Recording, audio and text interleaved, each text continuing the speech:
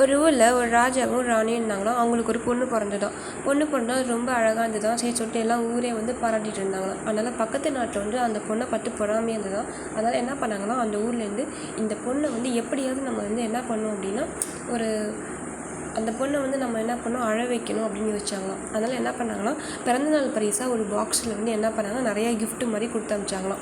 கொடுத்து அனுப்பிச்சிட்டு இதை ஏதாவது ஒன்று மட்டும்தான் எடுக்கணும் அப்படின்னு சொன்னாங்களாம்.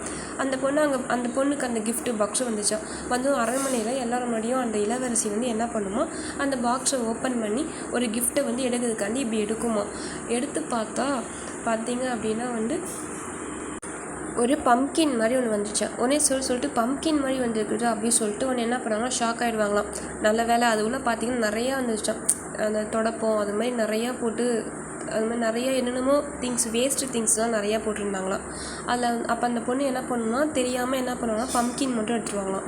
இந்த பம்கினை என்ன பண்ணணும்னா ஊர் ஃபுல்லாக விளைய வைக்கணும் அப்படின்னு சொல்லிடுவாங்களாம். உடனே இந்த பொண்ணுக்கு ரொம்ப சிரமமாக போயிடுமா. அதுக்கப்புறம் கஷ்டப்பட்டு அதில் ஒரு இதை மட்டும் பம்கின் புதைச்சி வச்சு நிறையா வந்துச்சான். அந்த விதைகளை எல்லா ஊருக்கும் டிஸ்ட்ரிபியூட் பண்ணி என்ன பண்ணாங்கன்னா, ஒவ்வொரு இடத்துலையுமே என்ன பண்ணாங்கன்னா விதைக்க வச்சு அதுக்கப்புறம் எப்படியோ நல்ல பேர் வாங்கினாங்களாம். அப்படியே இந்த ஸ்டோரி அழகாக முடிச்சிருப்பாங்க.